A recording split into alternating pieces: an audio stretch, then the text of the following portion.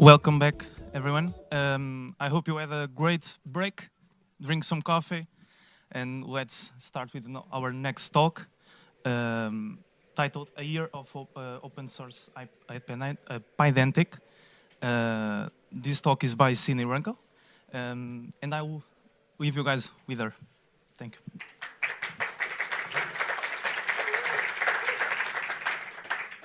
Hi, everyone. Hope you're doing well. I'm Sydney, as the slide above indicates. I'm excited to talk with you guys kind of about two things today. One, my personal experience interning at Pydantic. I'm now a full-time software developer there. And then also kind of my learnings about open source in general during that year. Going to talk a little bit about my personal background, how I got to Pydantic, that sort of thing. Then I'll go into a little bit of a Pydantic overview. This is by no means a technical presentation, but just so you have some context if you're not familiar with Pydantic, the company or the open source tool. The meat of this presentation is going to be talking about what I call the open source machine. So sort of my learnings there, that sort of thing. I would specifically like to touch on the early career value that I think contributing to open source brings. Obviously, there are challenges associated with open source, so we'll make sure to touch on those, and then we'll do kind of a quick summary and then Q&A. So the very quick summary, or what you should probably take away from this presentation, is that I think everyone, whether you're a college student or young developer or senior developer, should be engaging with open source. I think communication is absolutely key in the world of open source, but then in development in general. And then I also think, and open source is a great avenue for this, that immersing yourself in exemplary code, and I'll amend here also exemplary documentation, is really critical both for your productivity on a team and then also kind of improving your own technical skill set. Without further ado, kind of jump into my personal background here. I currently work as a software developer at Pydantic. I'm 21 years old, so I graduated the University of Wisconsin-Madison in the US in May, and then right after graduating, took a flight to Pycon US to give my first talk there. I was at UW for 3 years studying. I started in engineering and computer science, and then decided I liked computer science enough to just pursue that. I grew up in Chapel Hill, North Carolina. I know most people here are not from the States, but it's where the University of North Carolina is, if anyone's familiar. In my free time, I love to spend time outdoors. Very excited to be getting to see more of Braga and Portugal this trip. It's very nice weather compared to Boston, where I live right now. Alrighty, so a little bit more of my timeline. How did I get here? I started doing software development at the age of 15, I would say, seriously. So I started working at a local startup company in Chapel Hill, kind of discovered I loved coding, and then got kind of my first real software development internship at an insurance tech company. In November of 2021 was when I was first exposed to Pydantic. I was building an API client library, and we started to use Pydantic to model our requests and responses. As I mentioned, I'll touch a little bit more on what is Pydantic, the open source library, shortly, but basically helps you validate and structure data. So I was very attracted to Pydantic. I started kind of using it all over the place in my code base. And then a bit later in 2023, was working at a different company, and we were doing kind of finance tech work, also very API related. And so I integrated Pydantic models with Django REST framework stuff. And this was when I kind of did my first open source contribution to a library called DRF Spectacular, which helps to kind of integrate documentation for Django REST framework and define models for requests and responses. So up until this point, the theme had very much been I love APIs, I love more structured data in Python, that sort of thing. And then I saw a post from Samuel, the author of Pydantic, that they were starting a company. And so I reached out to him, and in September of 2023, so last year, I started my kind of open source focused internship there. I was finishing up my senior year of college, and so just worked part-time with them for about a year, and then takes us to June of 2024 when I graduated and then kind of rolled over into full-time work. I think the main like takeaway from this timeline for me is just that if you are like a student or advising a student or in any of those sorts of roles, I think it's really beneficial to work or try to find like software development work while you are studying computer science. I think you learn lots of really important things about like process and collaboration and things like that that you won't necessarily learn from the like raw technical details that you're learning at university or even at like a boot camp or something like that. So it was great to be able to kind of work with software development teams during that like educational part of my experience. And then, yeah, very excited to get to roll over into full-time work now. So let's do a little bit of a Pydantic overview just to give some helpful context. Pydantic started as an open source tool founded in, I believe, 2017, might have been 2018, by Samuel, who's the same guy who has now started a company around Pydantic. It's best known for its like data validation properties, so you can define a model and use like native Python type hints to apply like constraints, and then Pydantic validates that data holds that certain model shape. So you could have like a user model that has a name that's a string, and then maybe an ID number that's an integer, and then a birthday that's a date time. And when you pass user data in, either from JSON or Python, Pydantic validates that data. So it's basically like runtime enforcement of types, which is really helpful, you can imagine, in cases like machine learning pipelines, when you're like, oh my gosh, I have so much data, like I really need to make sure it's in the right shape for me to be able to do analysis, or API requests and responses. I feel like a broken record now, but it's really helpful for documentation. And that takes me into my next point. I'll kind of jump over to the JSON schema here, which is that the models provide a helpful structure for documentation. So if you've got like an API where you're requesting user data, you can use those models with like aliases and additional like JSON schema descriptions and things like that to really build out your documentation in an integrated way. And then finally, going to this middle point, Pydantic is great with serialization, which helps with kind of the round trip ability in an API context. Like you have JSON data, validate it, do some modifications, and then send it back out in JSON. So really just bringing like structure and type enforcement to Python. Obviously a dynamically typed language, so it doesn't have that natively, but it kind of helps to bridge the gap between like a statically typed language is sometimes too strict and hard to work with and has, you know, tons of boilerplate and that sort of thing. Python, maybe not strict enough sometimes, and helps to bridge that gap. So that's kind of the tool that I jumped into working on. What did I do in my year of open source? I will probably spend the most time on this slide just because there's a lot to cover, but the categories of kind of my open source work in general, and I would say also the work of a lot of other open source developers, falls into these kind of four categories. So repository like administration.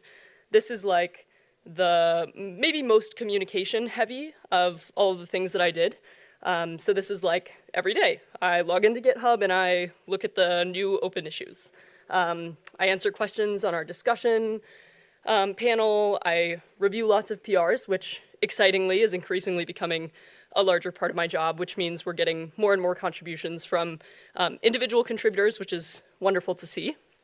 And then communicating with contributors, so like iterating with people on PRs, or chatting with folks about like what are the highest priority features, or if you're a new contributor, like what can you help us work on?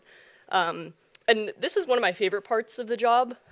It's a little bit easy to get swept away in the volume of issues and pull requests and things that we have, but it's this lovely combination of like, I get to talk about this cool system that we've built, I get to help other people learn about it, I learn from other people regarding their like skill sets and opinions, and then also it just makes it feel like a much more collaborative job. Going into the next category here, this is the most like development, like I'm just gonna code section. So like after I've gone through issues and things to prioritize what we're working on, just purely doing the work of like bug fixes, feature requests, implementing change requests. And I should have a little subtext here. With the change requests, I think that's the most like nuanced and challenging changes that I make. Just because we try to be really careful about like backwards compatibility and things like that. If any of you use Pydantic, you know that we kind of did a V1 to V2 jump that was not fully backwards compatible. And so I think given the response from the community, we've tried to make sure that any changes in the future are a little bit more gentle for our users. So kind of learning to navigate that world of like, how do we make things better, but also like make things continue to work for folks that are expecting them to. Documentation, very, very important. I would say my previous experiences, and probably the experiences that many of you all have had at companies, lack like thorough documentation. I just wrote a blog post about this because I saw someone made an argument, basically the case against documentation, and the idea was that documentation takes too much time. Like you should just be able to jump into well-written code and understand what's going on and like make progress that way. My two counter arguments were sort of like, consider the users who like really benefit from documentation, and you can really draw people into using a tool with thorough documentation. So we try to do that with these kind of categories of docs. So that's like conceptual, like why do you want to use Pydantic? API docs, so like, okay, great, I'm using Pydantic, like how do I do it? What parameter do I use for this? Or show me an example or that sort of thing. Leads me into examples. We try to add like examples and integration docs that elaborate on that like why point. So it's like, okay, conceptually I get it. Let me see an example of like why this is truly relevant for this context. Clarifying edits, that's like a small thing. And side note, if you're looking to contribute to open source, like a great first way to get started is like, if you're confused by something in the docs, someone else is too, and like, let's, fix that and make it more clear. And then lastly, blog posts. So my first rebuttal was the like think about the users point to the anti-documentation blog post. And then my second rebuttal was like, writing documentation helps you write better code. Because if you have to explain it and you're trying to explain something and it's really not going well, you're gonna then think to yourself, okay, I need to write this documentation. Why don't I like design my code better first so that the documentation part is easy. Alrighty, and then the fourth category of things is sort of release management. This is the most organizational category of things. So this is like cycle planning, whether or not you use like agile systems or, just 2-week sprints or whatever that may be. We try to do a decent amount of planning and then also publicizing those plans. It is an open source project, so we're like trying to be transparent with the community, which is honestly a joy because when people see that their feature or bug fix or whatever it may be is getting put into your sprint, it makes them, excited. It's like a nice, positive way to interact with the community. Project scoping kind of fits within that umbrella of things. Definitely something that I have, as I'm sure many of you have learned, is that like I do a good job of underestimating tasks sometimes when I really shouldn't. So trying to kind of control those expectations and moderate that sort of thing. Distributing workload across our very small team, and then release logistics. I had never done this before, but like, how do you release a package? How do you, make sure your release notes are clear? And if you do have to make any changes, God forbid, then, that's clear to folks and how they can sidestep that sort of thing. So once again, this is sort of the like very meaty, like what was I up to in the last year? And now I'm going to talk kind of about what I've learned from that and like, what can you learn? How can you get involved? Like, if you want to get involved in a limited way, like what are some of the parts of this that are the easiest to get started with, the most fun, the most challenging, that sort of thing. Okay, so the open source machine, I kind of just showed you all the like cogs behind the scenes of like what the heck is going on behind all these packages and management and that sort of thing. But what makes open source run? And my general summary, I would say, if you only decide to take one thing away from this talk, is that open source is truly all about community. Community specifically regarding communication with others. Open source projects couldn't function without the great support of individual contributors and community members.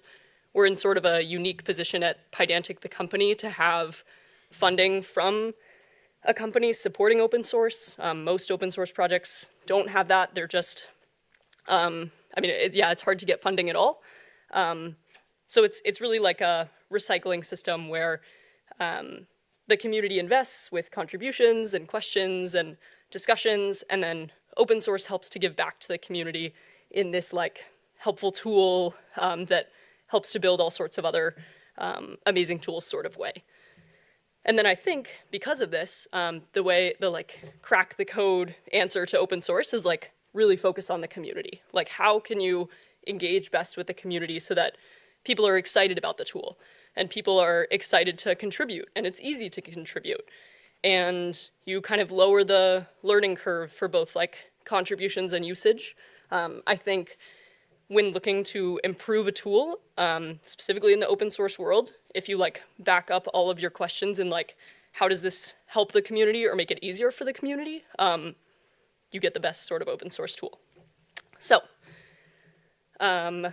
if we look at the data, I think it's pretty evident that Pydantic is important to the community.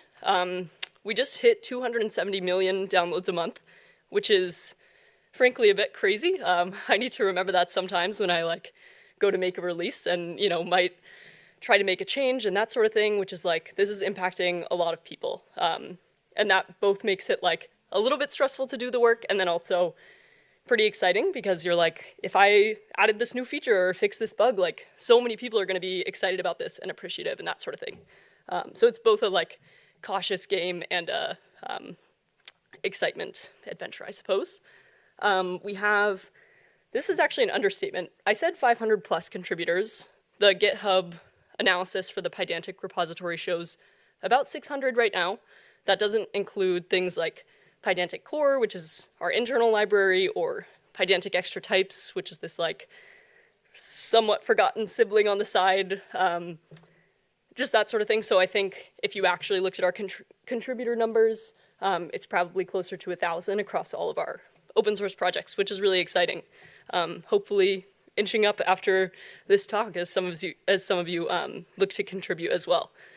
And then in terms of usage, this is perhaps the most, I guess this goes with the downloads per month stat, but we have 512,000 repositories, according to GitHub once again, currently using Pydantic.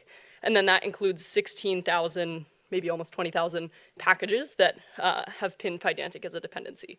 So I think you can use this data to, once again, kind of motivate you in a like, if I'm helping to work on an open source project, like my contributions are felt and they are appreciated and that's really rewarding.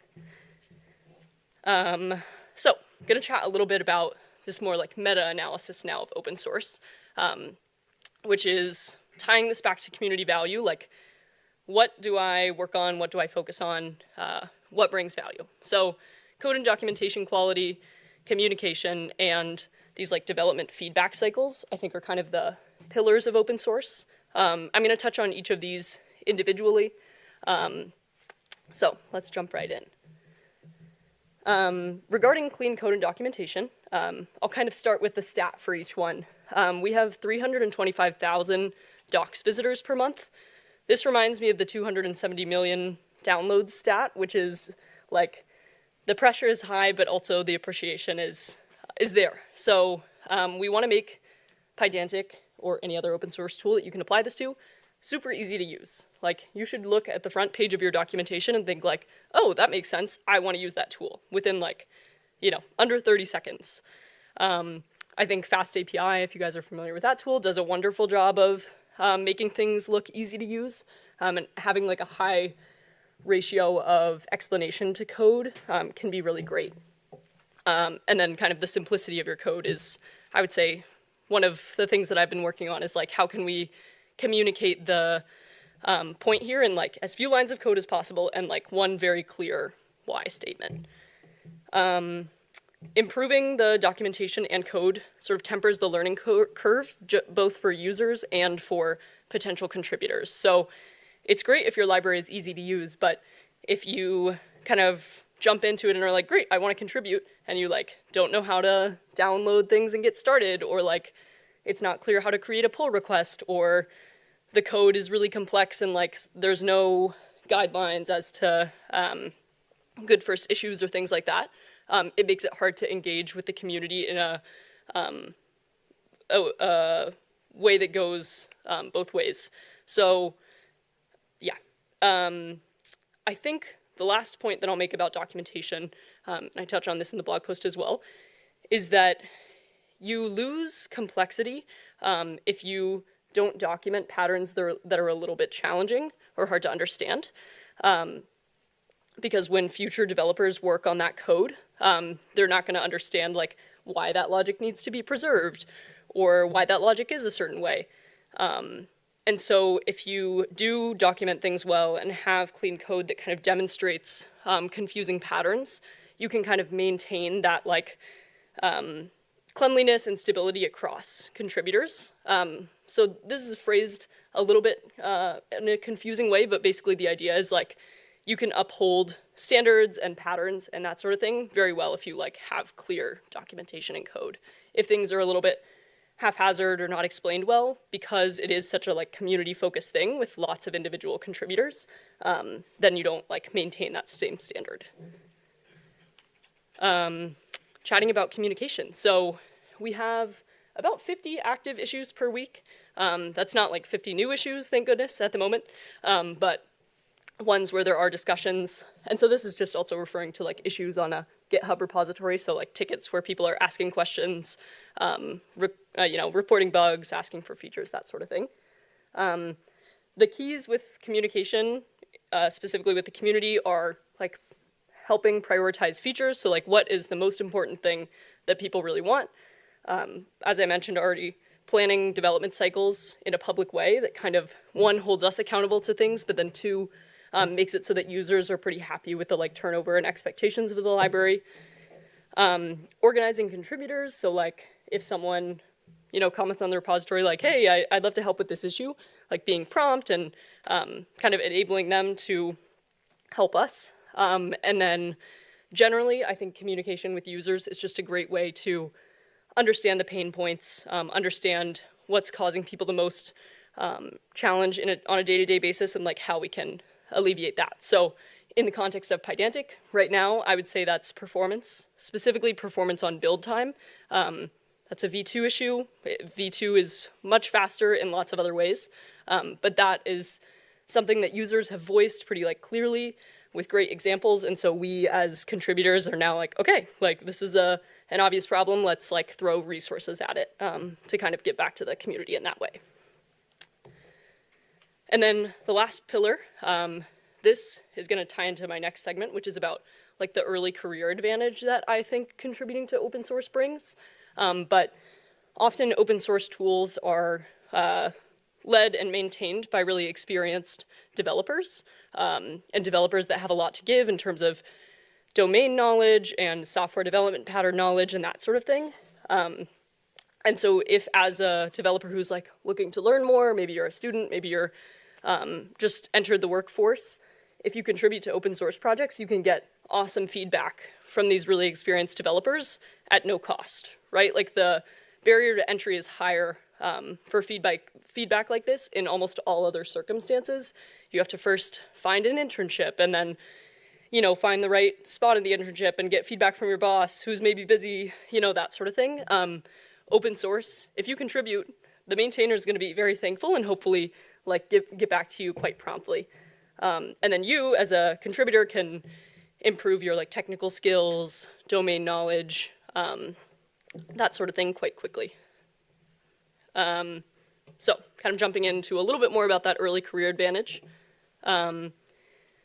You sort of can boost your software engineer skill set without, once again, that like higher barrier to entry. So if you're just getting started, I would say this is the most relevant for like university or bootcamp students or that sort of thing. You can get started with things like version control, like how do I use Git? What is Git? Opening pull requests, resolving merge conflicts. I was lucky enough to have that experience from some of my other internships, but I certainly was able to like enhance my skill set at Pydantic because, things are public. That encourages you to improve your quality of commit messages and things like that. I think the pressure of your work being public can be really beneficial from a like make my own work my best work standpoint. Read good code. This is maybe my favorite thing about open source from a technical perspective, is that you're going to read code that is like better than code you've written, and hopefully you can kind of absorb those patterns. I feel like my first experience with this was seeing my coworker use Pydantic. I was like, oh my gosh, that looks so much better than what we've been doing already. Let me like adopt and absorb that. And you can kind of do the same, even getting started, contributing to Pydantic. I would read our internal code base and be like, wow, that is like much more documented than any other code that I've looked at. And so like, I need to hold up that standard sort of thing. And then another benefit from like a new software engineer perspective is you get to work with kind of this like release environment. So running pipelines and adding tests and doing automated formatting and like having commit standards and that sort of thing. These are all like little things that I just think aren't necessarily taught at university or boot camps quite as much, unless you have a very like software engineering focused curriculum. So this is like a great environment to pick up those things. How does this practically take effect? I would say if you're at university, like go find one of the open source projects that you use, probably like Pandas or NumPy or things like that. Like look at issues and just like try to open one pull request and kind of get familiar with these sorts of things. I'm going to quickly touch on some open source challenges. These are pretty self-explanatory, but have definitely become evident in the last year. The biggest one, I'll tie this to like a personal anecdote, which is I was raised by my dad, who worked always at small companies. And like ever since I was 5 years old, he was always hammering into my brother and I's brains, and he would be like, you need to know who your customer is. And that's a good question for open source because there's not really a paying customer.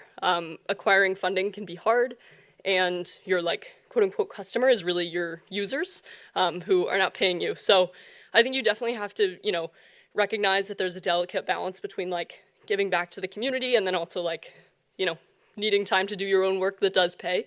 We're in a lucky position at Pydantic to have the kind of company-backed funding here. But yeah, I mean, the users are your customers, right? And so you just need to find that balance. As I mentioned, there's kind of sensitivity around breaking changes. Open source projects are not like greenfield projects. You have to preserve existing APIs and be careful about existing patterns and that sort of thing. So kind of learning to navigate that landscape has been interesting and challenging, but also good from a like software development and fragility perspective. And then there's a lot to do. Sometimes it's like an experience of decision fatigue for sure, like what to pick up next. There's, you know, 400 issues and counting on Pydantic and 100 on Pydantic core and like what to do. But I think this is almost answered by the communication point, which is like if you're prioritizing things right and communicating enough with the users, then you can kind of figure out like what the most important next steps are. Takeaways. I sort of had my TLDR at the beginning of the presentation, but my biggest call to action is that it would be wonderful if you would contribute. This applies to like younger developers, older developers, like anyone. I think you're probably using open source tools, and so a great way to give back is to contribute yourself. It's pretty easy. You can start with like responding to issues and discussions, or even like asking questions yourself. I would say the easiest one on the like pull requests front is like help improve the documentation, but maybe you'll find yourself loving it as much as I did and like start adding features and fixing bugs. Yeah. Kind of tying this back to my own experience, hopefully you got to know a little bit more about like what the life of an open source developer looks like. I know I had not too many anecdotes, but hopefully enough, especially with that slide at the beginning with the like 4 categories of things to kind of better understand what's going on behind this like black box that is open source development. I would say my experience overall has been quite great. The like key behind my experience that made it so enjoyable is getting such wonderful advice from skilled developers. So Samuel and other people at the company who worked to build Pydantic in the first place have a lot of domain knowledge that they were kind of able to transfer, and I feel like my rate of learning working on open source was much higher than at any company I've worked at before, just because there is this like rapid development expectation and rapid feedback as well. Yeah, so thank you for listening. That was sort of about my experience with open source and learnings, and happy to answer any questions if folks have any.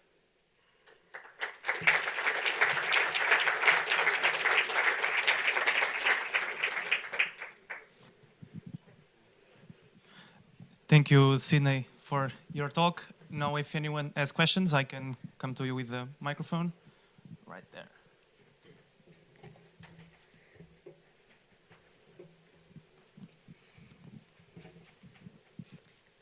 Have you ever created an issue on your own to the repo, and then when you joined the community, have you resolved it by yourself also? Yeah, good question.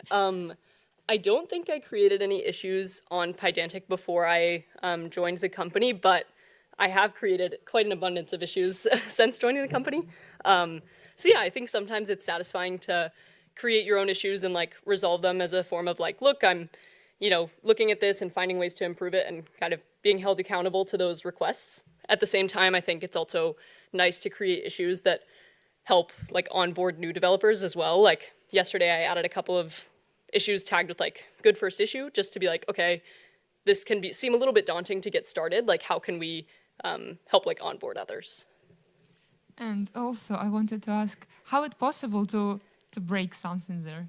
Have you ever broke something, or you were trying to fix a feature, but when you deployed it or something like that, you were noticing that it doesn't work like you wanted it to work? Yeah, absolutely. I think it would be great to give a talk at some point kind of about more of the nitty-gritty technical details about open source maintenance, because this was very like high level, like what are the names of things that I'm doing, but not like what does it look like day to day.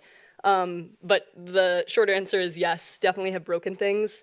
We try to work on a release cycle where we like do a minor release every 1 to 2 months, and then kind of the week following that minor release, we have a series of rapid patch releases to fix any issues. I would say most commonly we break things when we're changing something that isn't supposed to change behavior, and it like does. Like we're trying to, I guess more commonly we're like trying to fix something and we break something else that we haven't tested. Or we add a new feature and then someone submits an issue that's like, hey, this doesn't work yet in these ways, that sort of thing. Thank you very much, and thank you for motivation to contribute. I think everyone likes it and will try. At least we'll think about it. Yeah, I'm glad to hear that. Any more questions?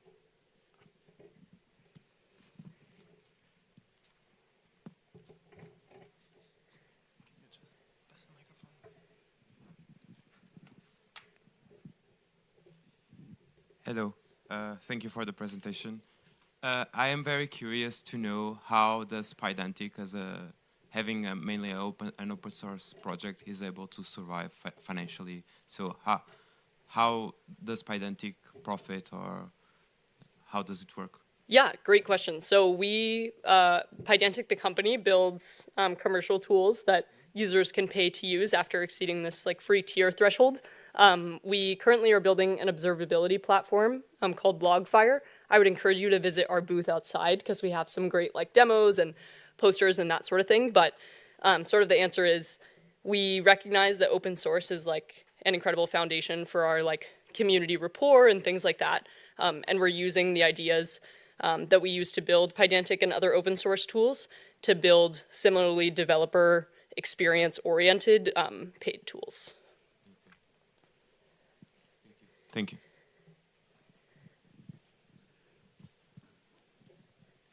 We have some time for one question.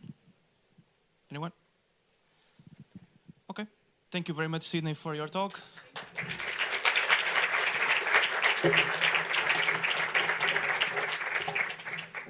We are now at lunchtime. We'll see you guys again at 2 p.m. Oh, sorry. We have one more talk. Sorry. I was just kicking them out.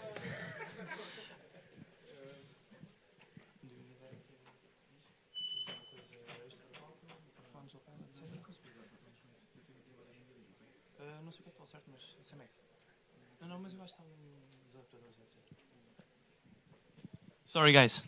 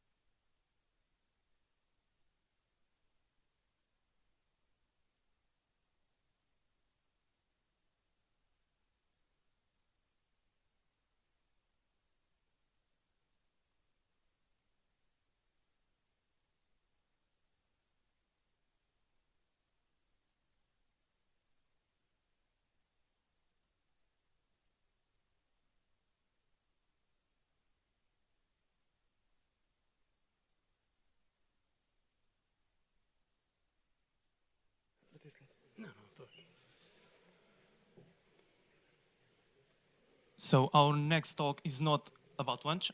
It's about Esmeralda and Willia, how to speed up the development process, and it's by Tiago Silva and Pedro Correia.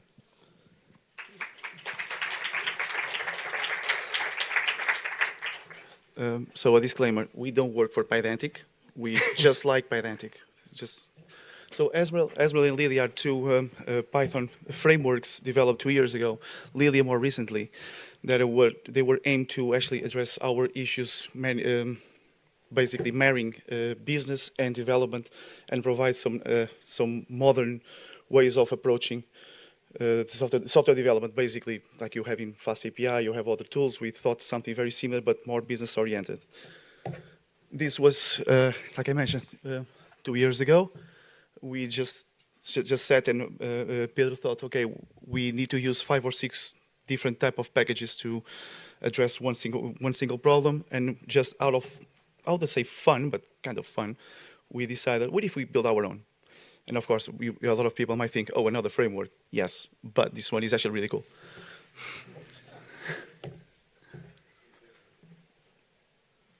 This one here, one of the sources of inspiration for Esmeralda was Django. I was a heavy Django developer, and also used Flask and some Bottle and some other frameworks. One thing that I love about Django is the syntax. It's very simple. It's keep it simple, and you can just spin up a simple service in 10 minutes. The problem of Django, it comes with a lot of batteries that majority of the people at the moment don't use it because we don't need it. So, now, when you use Django, majority of people use Django REST framework with DRF Spectacular, like Cine contributed. Thank you for that. And one of the things that we thought was, can we just bring the simplicity of Django in syntax and marry the current ASCII ecosystem with the nice look and feel of Django development? We gave it a try. Okay. For anyone who has used Django, one of the things that we find it useful is the command line structure to create projects, the commands it has. We decided to take the same approach when designing Esmeralda and Lilia. So we have these commands, as we call them, directives, that allow to speed up development project. For instance, we have the create project directive, which creates a sort of a boilerplate for the project, including already a proposed structure. You're not limited to it, but it's the one we recommend. And without it, you also can have directives to create apps, including with some nice features as already with configuration ready for deployment. Nginx, so reverse proxy, server-side cache. And this is what you get from that boilerplate. So essentially you have an apps directory is where you're going to put your code. The configs, we inspired heavily on Django settings mechanism, so we also have centralized in a file, although you have the possibility to pass it through the object or through a file. We also have some others like main or serve. Serve is a file that we have so far, but it's going to be discontinued as we're going to replace by directives. We're going to be talking about them later.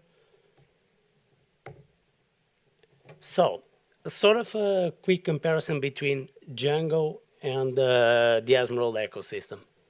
We decided to bring in the best Django had, including that it was included in some other libraries. For instance, the OpenAPI, the permissions that we had scattered throughout libraries, we decided to bring them into Esmeralda as a native included. So we have native client, as I told you, the commands. We have a permission system. We're going to be talking about them as well. Middleware, interceptors, the encoders, and there's a lot more in it. Regarding the programming style, we support both, for in case people prefer functional or OOP style. And following now the syntax. One of the things that Pedro mentioned regarding directives, we'll be talking a little bit more about this later.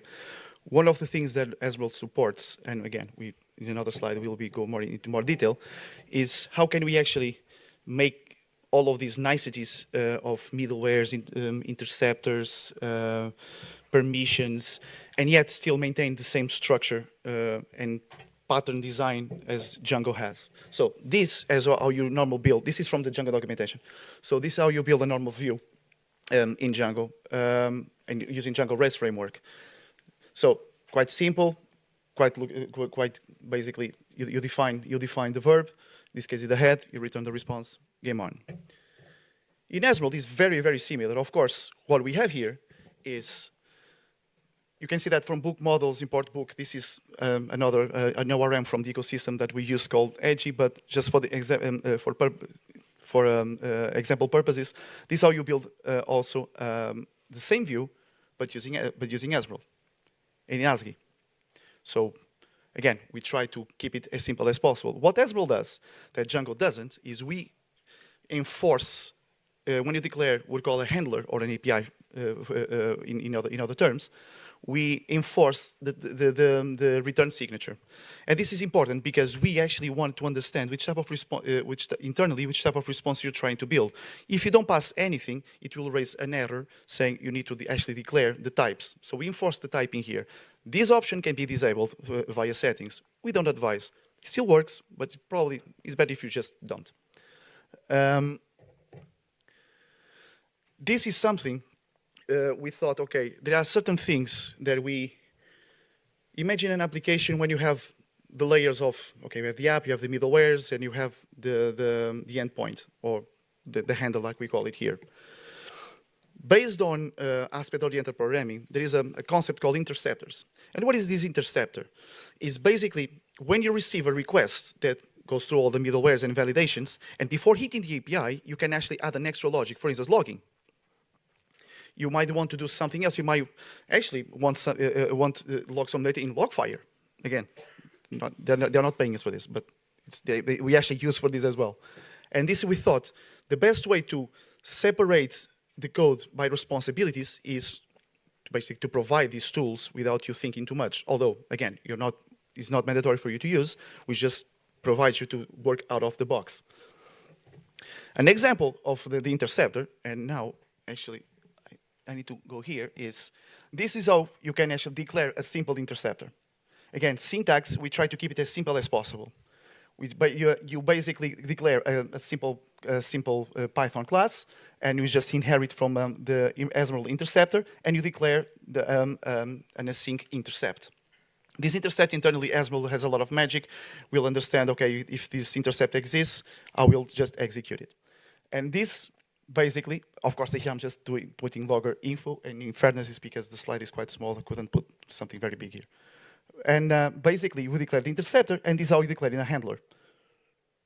So basically, as you see, an Esmeralda, the way you declare in the last line 20, no, line 11. You see here, and interceptors. Just that. This is on application. This is on a gateway level. So Esmeralda works on a layer in layers. Works in app. Works. Then you have the routes. Then you have the gateway. And then you have the handler. And you might ask, why so many layers?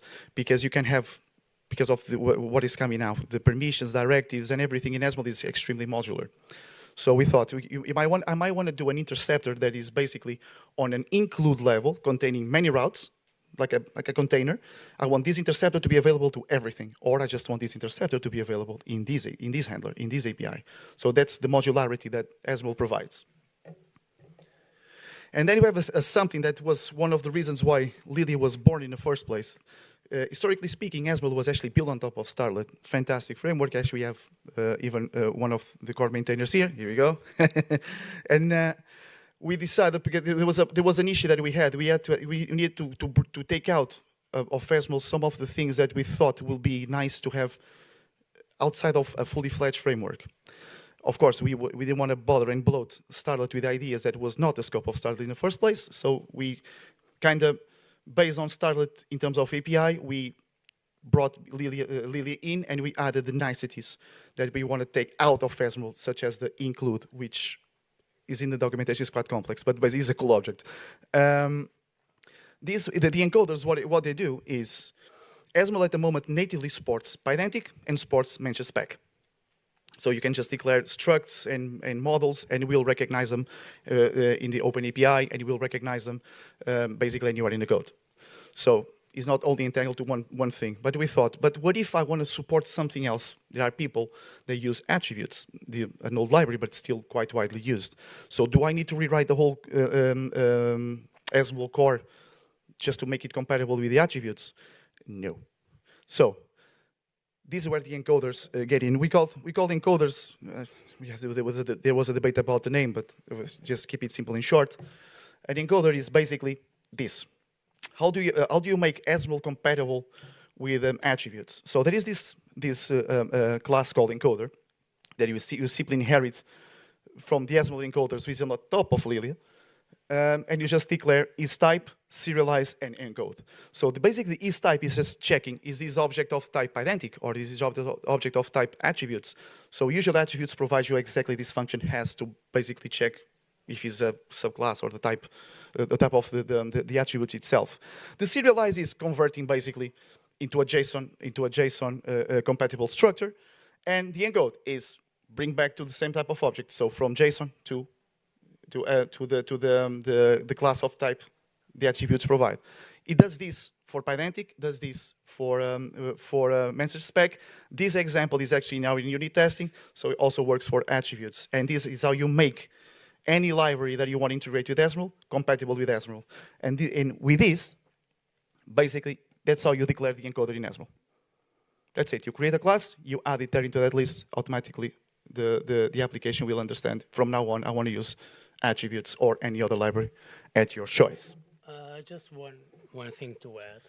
This is also allows us for fully, if you want to create an encoder specific for a specific need, that's why this was designed this way, so that we can decouple validation schema or even serialization from the core of the framework.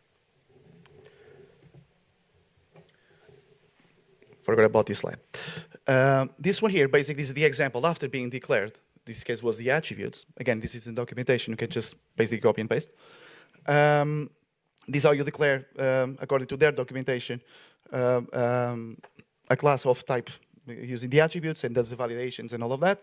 And this basically is how you declare a handler or an API, last endpoint that recognizes the type item of the object and will automatically, okay, this API doesn't do anything, you just post and then return the same data. But basically, it will understand the type of object. You don't need to actually do a lot of magic, try to deserialize, try to parse it. Automatically, the encoder will do that for you. So you can just focus on what's really matters instead of just, oh, I need to serialize and serialize. How do I do this? No need. Esmeralda is already doing it for you.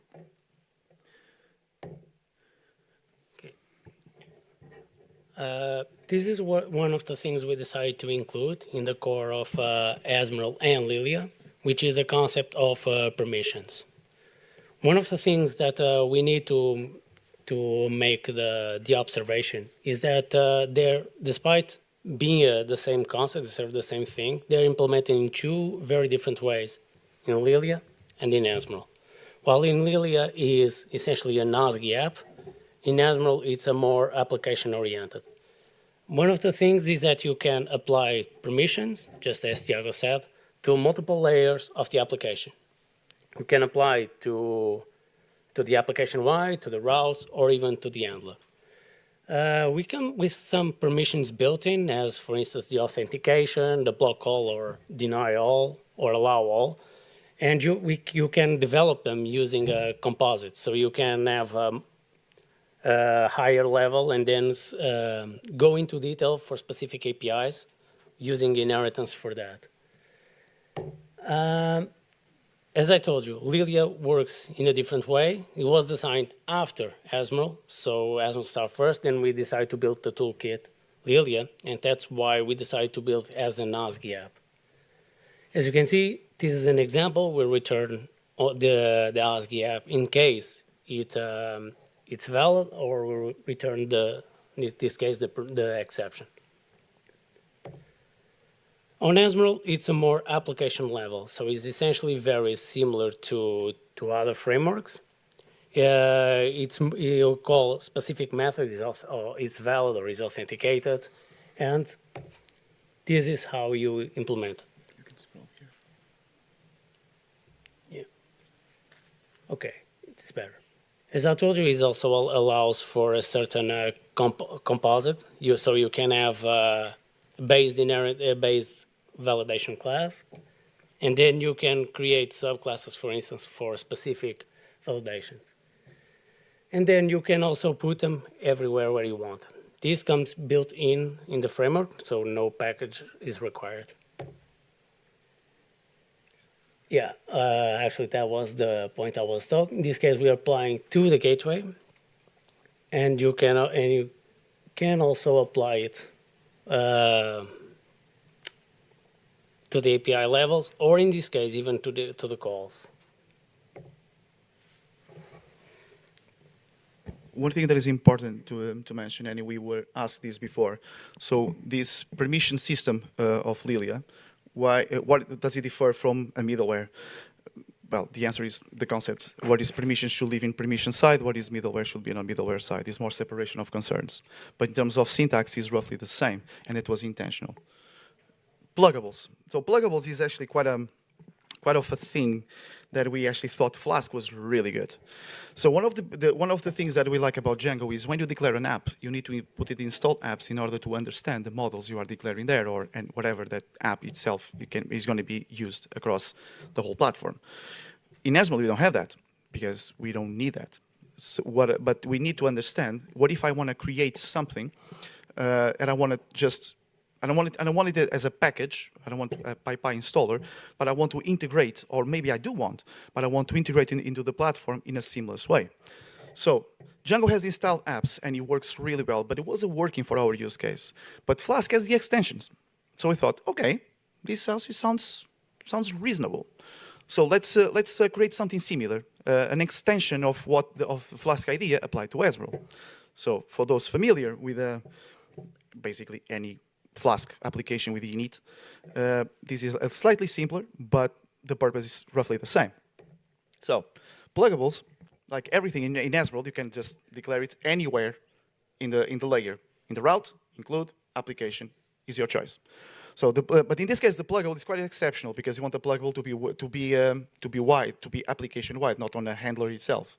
So this is usually how you can declare an example, or you can declare a pluggable. Now, this one here doesn't do anything, but there is a package called Asml Simple JWT, which is, again, just a package created for Asml to manipulate JWTs that is actually used as a pluggable. So this you declare, you inherit from the extension class. And then you can pass basically everything, every parameter you want there. And then you need to declare an extend function. In this case, it's an extend or async extend, supports both. The extend is where the logic is going to be, is what you want to do here. In the Asml simple JWT package, what we do is we basically declare the middlewares, the pluggables we want to pass into the extension, and we just have a configuration object, in this case using Pydantic for us to pass I don't know, the signature, the algorithm, the dates, everything that is needed to generate the JWT. And we simply, after doing that, we simply use like this. We inherit from a pluggable main object, and we pass it into the pluggables property inside Asml. That's it. It will install it for you. It will work out of the box. It simply just works. Now, you might ask, but why pluggables and not installables? Because we thought it was cool. But no, joking. But it's more because we know sometimes you installing, having Python packages for simple things might be too much overkilling, and these pluggables allow you internally, which happened before, to share code across teams without actually publishing a package. So this was one of the reasons that the pluggables came to be. Directives. So this is actually quite a thing. For those familiar with management commands in Django, it's similar. So Pedro mentioned before, we had the serve.py file. That serve.py was we had a make file that was generating some code for you to start your development process. And we just thought, yeah, this serve.py needs to go. So we created directives, which is basically like Django management commands. Literally, you run commands on a command line. Here is where Django installed apps actually plays the role, because if you have a management command in Django, but inside an app that is not declared installed apps, you won't be able to execute it because it does not recognize the app. Asml is a little bit more agnostic to that. So there is also in documentation, but there is a specific pattern that you can follow, and it works on a first found, first executed basis type of directive. We call it a directive because it's exactly that. It's a directive. It's just basically execute some piece of code in the command line, like the classic example we are about to show you here. You might want to run some. You created your own application. You want to run some database operations. For instance, create a super user, and you don't want to go through the database and try to do all of these operations when you can do in a simple Python script. Directives we have natively. We have the run server. And that's why the service is going away, because the run server runs internally for development purposes, uses UVcorn. Uses UVcorn, and it just works amazingly well, and there is no reason to reinvent the wheel. And we just thought we want, like we always said, we want to bring the nice development experience into Ezmeral for those that work with other more mature frameworks, like I did. So this is an example also in the documentation. I use it quite a lot. So this is how you declare a directive. So you inherit from the base directive, which is now native from Lilia. It was initially native from Ezmeral. And basically you have the helper, like it's a simple string. You have the arguments using argparse. You declare whatever you want to declare. This directive actually works. After you declare, you have this handle function. Again, might sound familiar. You can have a single asynchronous def handle or an async def handle, because it depends on the operations you want to do. So here you have simple Python execution code. Here, basically, this user query create super user is actually part of the Ezmeral contrib integration with Edgy and Sapphire, and automatically I just create my super user basically through the command line. Now, how can I run this like this? So Django itself, you can just do, I think it's Django admin, and you just run the management command. Here you need to specify Ezmeral run. The run is a directive to run directives. Kind of a directive inception here, but yes. So they basically say Ezmeral run, and you say run this directive and call it superuser. The superuser is the name of the file called superuser.py.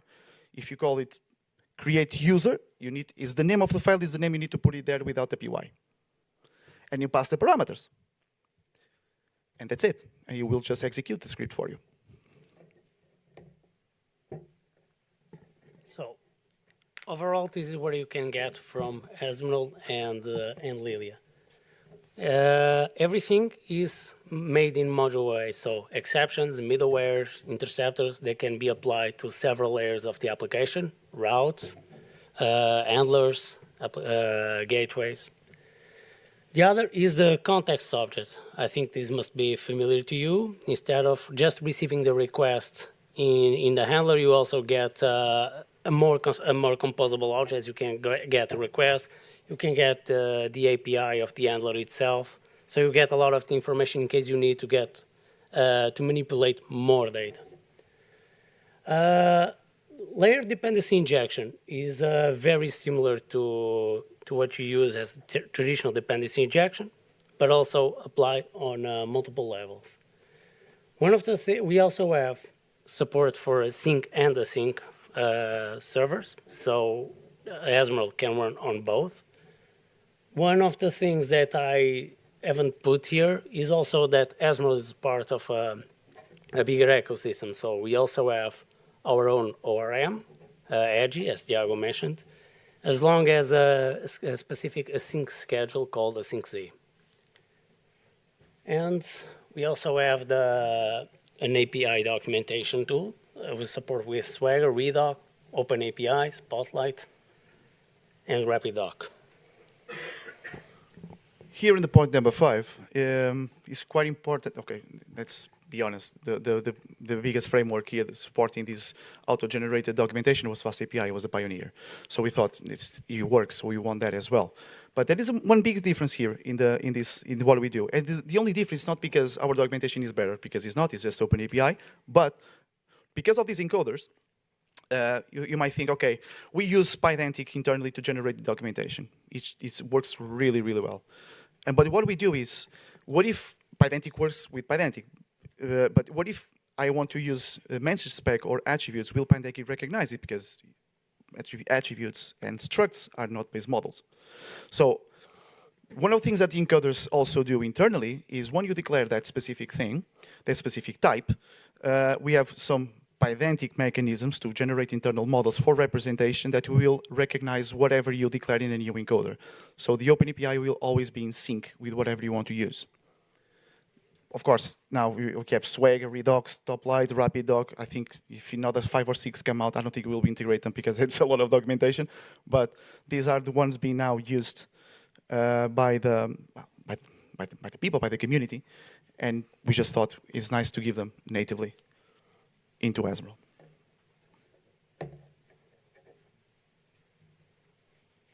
And this essentially, we like to thank to these projects. They were the ones who inspired us into building this. We wanted to take the adventure that each one of them offered so that we could build. For instance, we inspired heavily on Django. That was essentially the framework we decided to rely on. Instead of building something from scratch, we wanted something that was fast to create and fast to deploy an app, and that served. Starlet served as our foundation for a long time until Lilia came along. It became the backbone of the entire ecosystem. And Fast API because, as Tiago mentioned, the way it produced the documentation, it serves kind of fast to create the APIs. It was served kind of something we needed to ensure so that developers could easily document their development. And without them, we wouldn't have this developed. So we owe all thanks to them. One thing that is also important to mention, that Azmrel or Lilia are not here to replace anything. It's not better than anything else. It's just an alternative for if you are looking for something extra that you might find hard to find in other parts. If this can help you, great. Cindy mentioned before, which I liked a lot, is the community. Without them, and we have an active community, mostly on the edgy side, we wouldn't be able to even be here in the first place. I'm also part of other communities. I learn a lot every day, and one of the things that we were asked a lot was, are you trying to replace anything? And the answer is always no. We're not trying to replace anything. We are just providing an alternative. And we know how powerful other frameworks are and what they are here to offer. And we're not here to try to dethrone them, not in any way, shape, or form. We're just trying to show you, like, hey, we also exist. If you want to play around and join us, by all means, do it.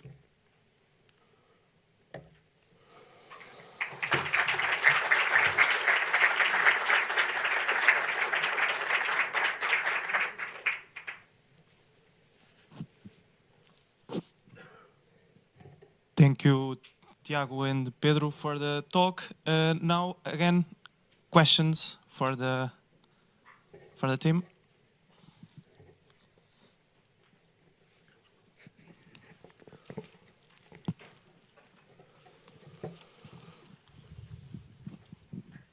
Thank you for the talk.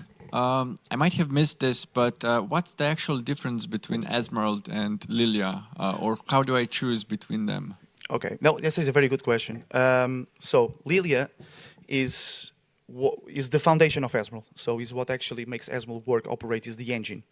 Initially was everything in Azmrel, but we decided because it's getting too bloated to maintain, and sometimes you might not need an open API, you might not need interceptors, none of that. You just want something to keep it simple, and also with some niceties like the native client, the directives. So here is where Lilia positions themselves. It's just basically, initially Azmrel was built on top of Starlet, and we just thought, okay, now we have Lilia, let's take Starlet out. And the API is compatible, that is intentional, because we're not here to replace Starlet. We just need to add something extra. You just replace Lilia for Starlet with Lilia, and became basically the bare bone and the scaffold of Azmrel. Just to add, a lot of the features you saw, they're also available on Lilia. Azmrel delegates to them. It just gives them a more structured application development. Any more questions?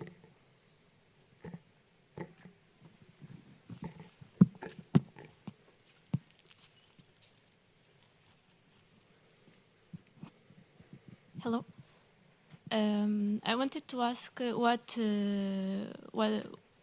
was the point that you decided that it was best to make a new repository versus adding to the Django community and enriching what already exists? Why did you decide to start something new? That is a very good question. So, mature frameworks like Django, they have already processes in place. We can just not get there. We're talking about almost 20 years of code base in Django. It's not easy to get there and make it happen. Or even go, for instance, to one of the maintainers of Starlet and tell him, hey, would you mind adding a native client? Why is that? Because there is already a process in place and there is a community behind that actually did not need that. For us, was more, and my personal experience was I was working with some clients back in UK, where they were using a lot of tools they weren't supposed to be used, but because it was Django, we need to use it to address just to build simple APIs. It was basically going to a gunfight with a nuke.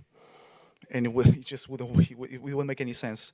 And the level of frustration that I was actually facing, because it was literally frustration that I was having, made me talk to Pedro, which he works in a different area in the tech industry, and debating with him, thinking, hey, what if, I think if you could build this, if I could have this in this way, this will solve my problem.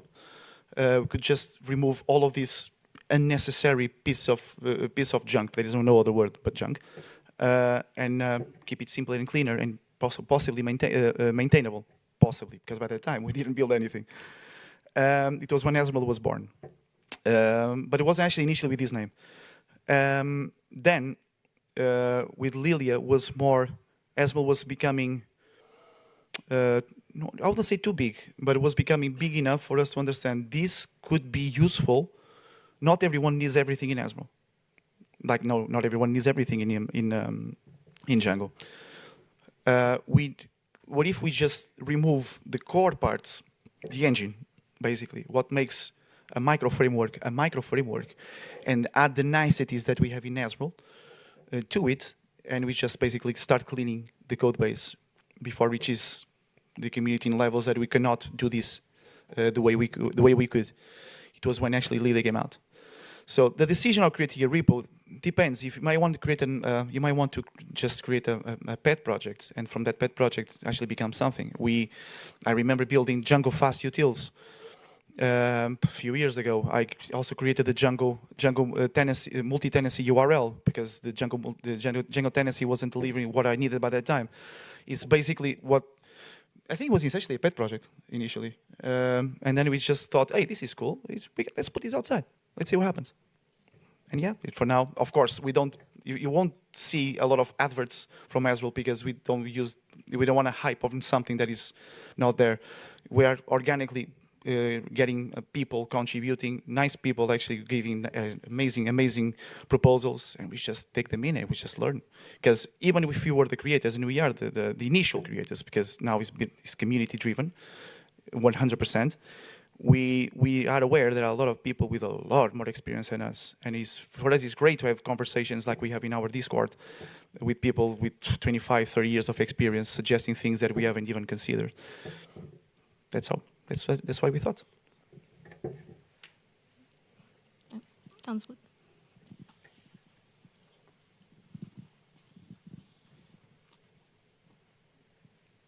Any more questions? Yeah, so hello everyone. Thank you for your contribution. It looks amazing. One question that I have specifically is like taking in consideration, for example, JavaScript or other platforms that have a lot of frameworks like are launching every week, for saying the joke. How you are kind of expecting the community to start using Esmeralda.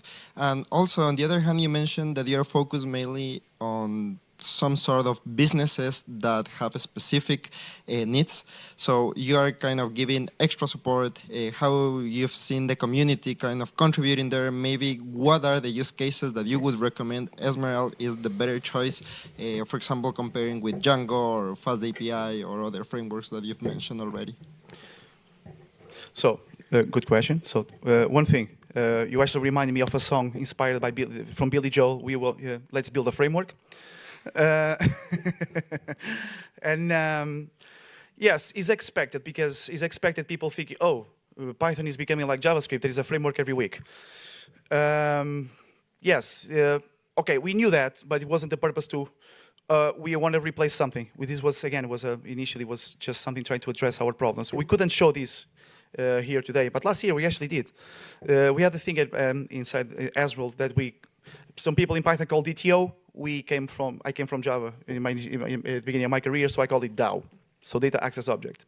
So we have this interface or protocol in Azrael that incentivizes, it's not mandatory obviously, pushes you to decouple what is business logic and business objects from the controller or the view and delegate that to it. And the view should only receive like a payload sent to the business object, and then from there on does what needs to be done. This was what we thought initially. It exists in Azrael. I use that a lot.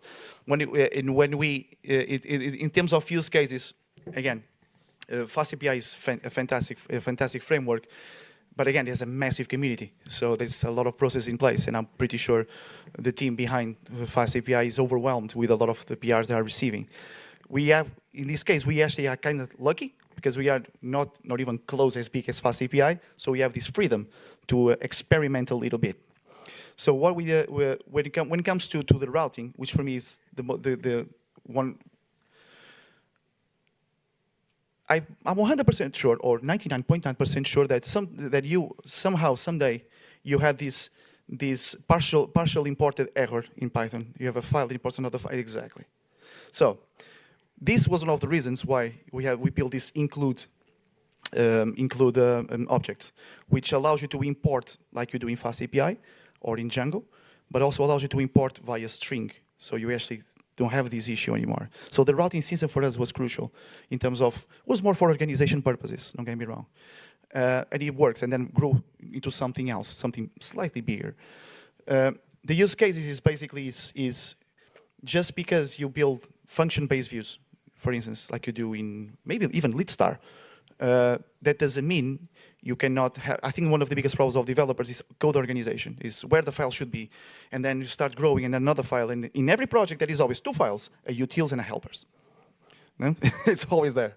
So these type of things start growing, and then you start losing track. What Azrael doesn't enforce, but tells you in the documentation is more, there is a way you can actually, we suggest for you to do this. If you follow these patterns, but again, it doesn't break the application, but if you follow these patterns, you might be able to actually get into what you want to get. That directive of create project, which is clearly based on the start project from Django, gives you that structure, including a folder called apps.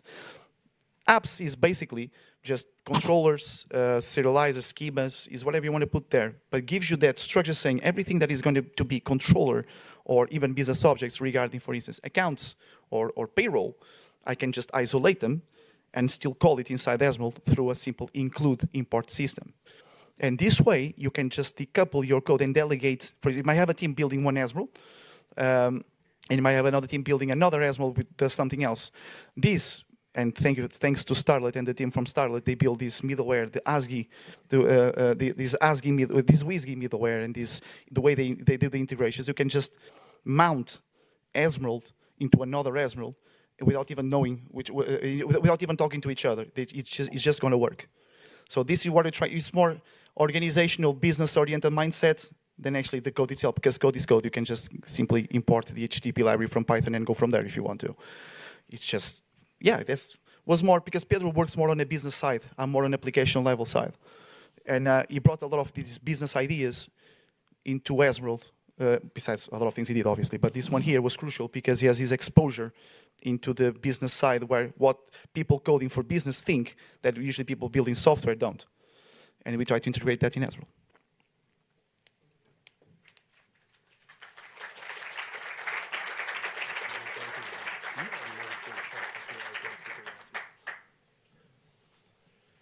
So I think, is anyone got more questions? So I think this concludes our morning here at PyCon. We'll now see you guys at 2 p.m. Thank you very much to the speakers. Have a great lunch.